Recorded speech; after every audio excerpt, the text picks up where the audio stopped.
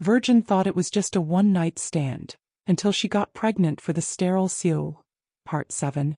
The city looked different at night, colder, sharper, almost judgmental. Ayesha stood in front of the glass doors of Harrington Biotech Tower, her reflection fractured into a dozen versions of herself. Each version looked like she was about to make a mistake, or finally fix one. Her hand tightened around the envelope in her purse. Inside it, the report she had sworn she would never open alone again. A pregnancy test result, and a medical addendum stamped with the name that had haunted her for weeks. Dr. Elias Harrington, CO, clinically documented sterility, permanent. So then, how? That question had stopped being scientific 3 weeks ago. Now it felt personal, dangerous, and somehow intentional. She stepped inside. 1. The man who wasn't supposed to be a father. Elias Harrington was exactly what the world called him. Untouchable. At 38 he had built one of the most advanced biotech empires in the world. Genetic engineering, reproductive science, experimental fertility treatments. Ironically, the same man who had redefined human reproduction was medically incapable of it. That was the official record. Ayesha had seen it herself, which was why she had laughed the night they met. The gala. Too much champagne. Too many lies dressed as ambition. And him, standing alone near the balcony like he didn't belong in his own empire. You look like someone who hates parties, she had said. He didn't smile. I do. Then why come? Pause. Because I enjoy watching people pretend they aren't afraid of each other. That was all it took. One conversation. One mistake. One night she had promised herself would never matter. Until it did. 2. The test that should not exist. 3 weeks later she had collapsed in her small apartment bathroom. 2 lines. Impossible. She had bought 5 more tests. All the same. Then came the clinic. Then came the silence. Then came the doctor's face shifting from confusion to fear. Miss Ayesha, he had said carefully, this result contradicts the patient's known fertility profile. That's not possible, she whispered. And that's when he showed her the file. Elias Harrington. Sterile. Permanently. No recorded reversals. No experimental success. No anomalies. Nothing.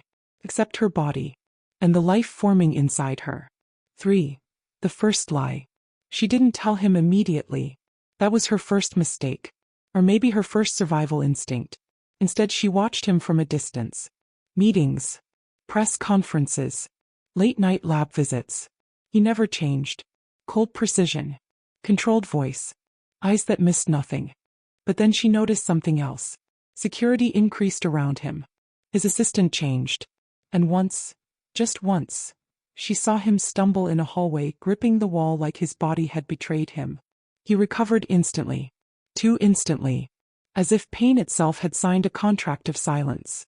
That was the moment fear began to grow inside her. Not about the pregnancy, but about him. For the envelope opens. Now she stood in his office. Top floor. Glass walls. City beneath like a living organism. Elias didn't look up when she entered. You're late, he said. I wasn't invited. He finally lifted his gaze. And something in his expression shifted, not surprise. Recognition. Like he had been expecting her. That's never stopped you before, he said quietly. Her fingers tightened around the envelope. I need to talk to you. I assumed you already had. Silence stretched. Too controlled. Too rehearsed. Then she placed the envelope on his desk. I'm pregnant. The words didn't echo. They detonated. 5. The man who didn't react. Elias stared at her. Not blinking. Not moving. Not even breathing, at least it seemed that way. Then slowly he leaned back. You're certain? Ayesha almost laughed. I've taken 6 tests. A blood panel. An ultrasound.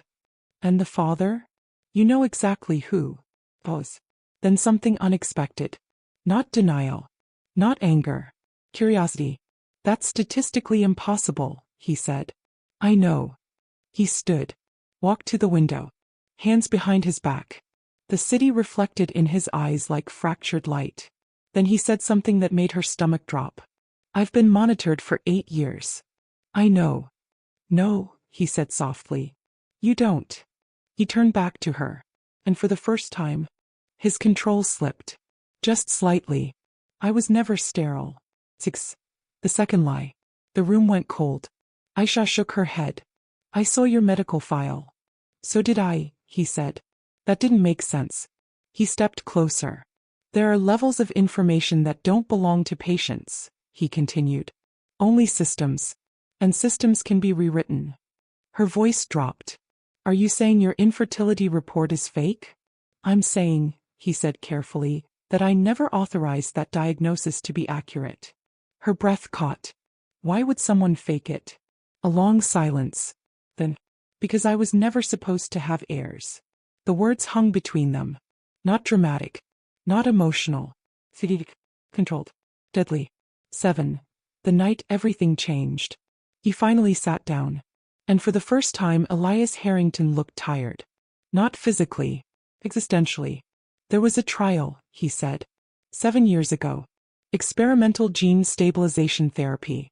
It was supposed to eliminate hereditary disease markers. Ayesha listened without speaking. But something went wrong. His fingers tapped once on the desk. Or something went right for the wrong people. What does that mean? He looked at her. Directly. For a brief period, my reproductive system wasn't disabled. Pause. And during that period I met someone I shouldn't have. Her throat tightened. That's not possible, she whispered. He didn't answer. Because that wasn't the part that mattered. The part that mattered was what came next. I remember that night, he said quietly. Ayesha froze. I remember you. 8. The shattering. Her world tilted. That's impossible, she said again. But her voice wasn't strong anymore. Elias stood. Walked toward her. And stopped just short of touching her. You think it was a one-night stand, he said softly. Her pulse hammered. You think it was random. Silence. Outside, thunder rolled across the skyline. But it wasn't, he continued. Her breath shook. What are you saying? His voice dropped lower. I arranged it. The words didn't land immediately. Then they did. And everything inside her collapsed at once. You what? I selected you. The room blurred. No, she whispered. No, that's not.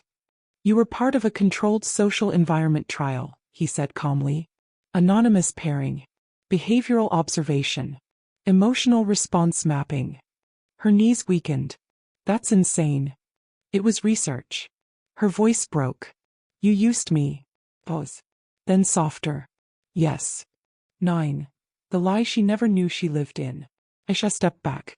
Her mind scrambled for reality. But I'm not part of any research program. You were, he said. You just weren't told. Anger hit her like fire. You violated consent. Yes.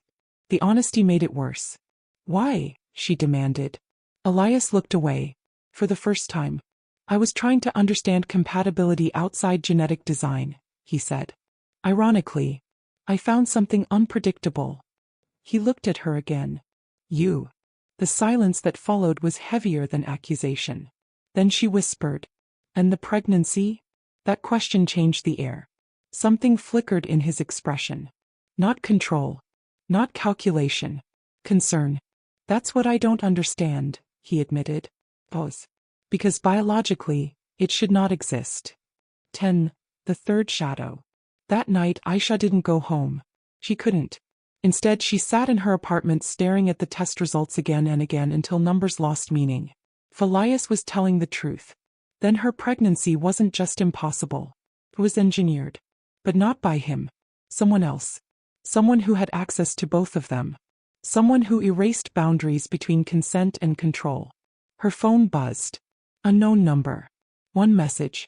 Stop asking questions. The child is not yours alone. Her blood ran cold. She looked at her stomach instinctively. For the first time, fear wasn't about the past. It was about what was growing inside her. 11.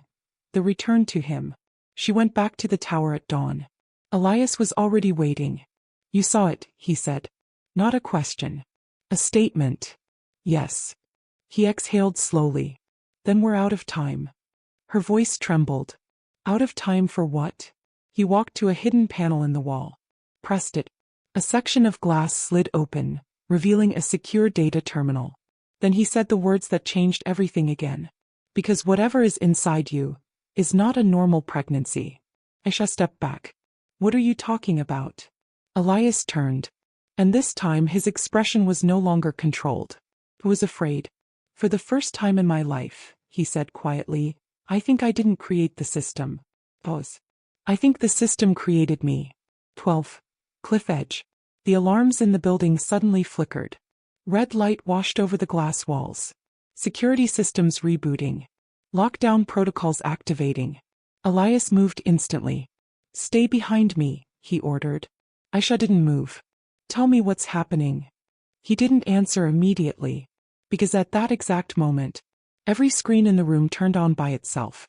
And a voice echoed through the speakers. Come. Familiar. Female. Subject Ayesha confirmed. Gestation integrity stable. Ayesha froze. The voice continued. Phase 1 complete.